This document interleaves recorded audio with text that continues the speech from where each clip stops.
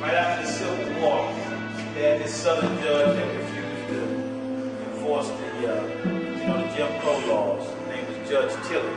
Purvis is a big history buff. Yeah. So he watches a lot of Discovery Channel, the History Channel.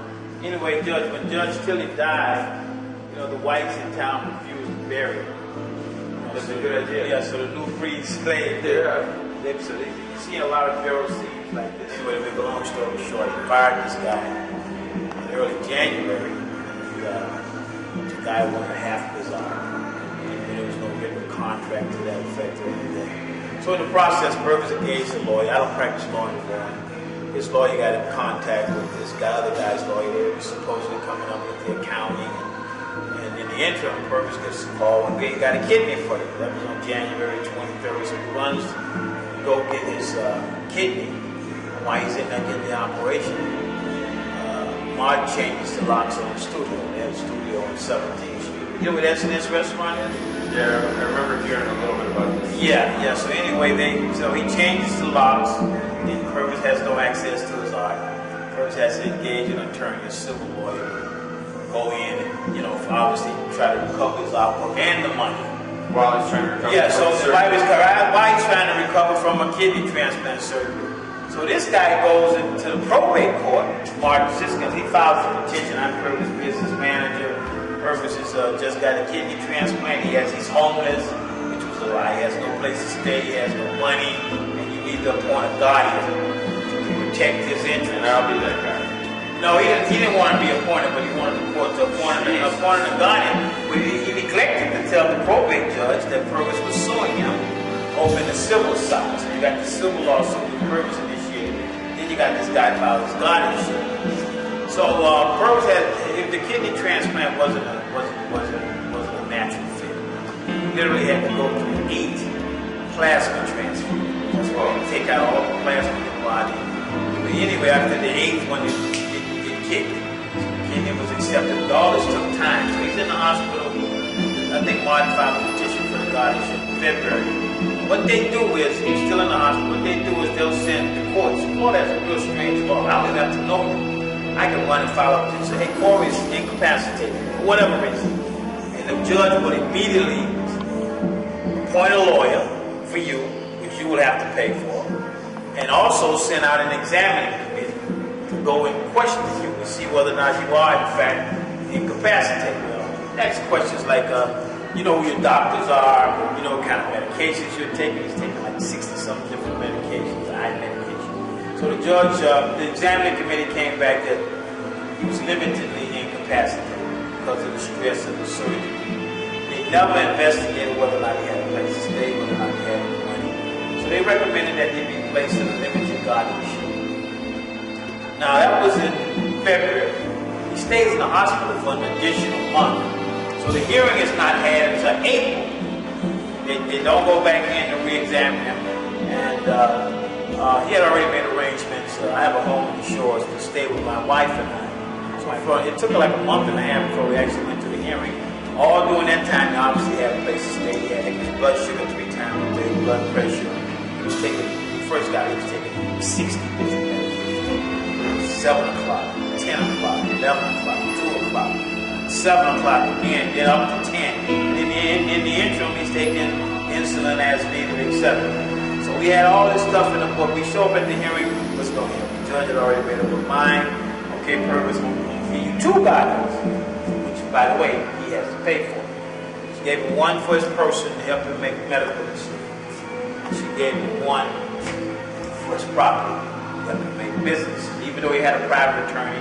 And in the interim, we had managed to recover about 60 grand that people owed, that Martin was trying to get. Once we let people know we had fired Martin, then they had all kind of stories in the newspapers when people knew something was going on. So his lawyer was able to recover at least 60 grand.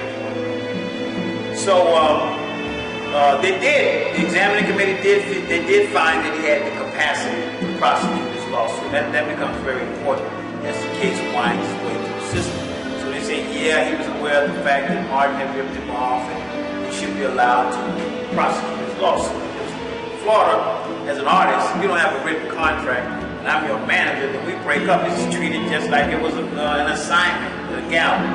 Okay, whatever you sold, you get the percentage of whatever you agree to. But once that assignment ends, you take your artwork, and I go on down the road. So there was no written agreement. So he had a good case.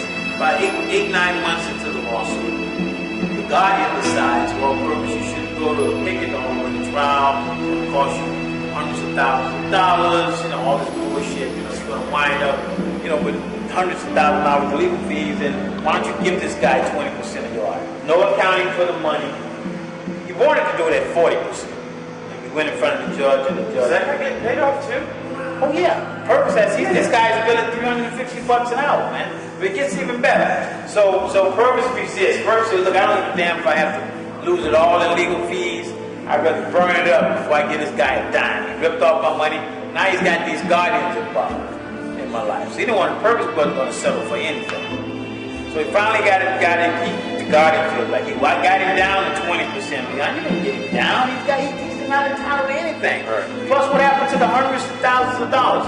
Now, so on the accounting, no records. For the 2 years he was with Purvis, he had no records. Claim I stole it. All the while this suit is going on, they're allowing him to have keys to the studio that he changed the locks on, and they had another storage place on 54th Street that had maybe 1,000 or more paintings in it. So he's got access to all these paintings.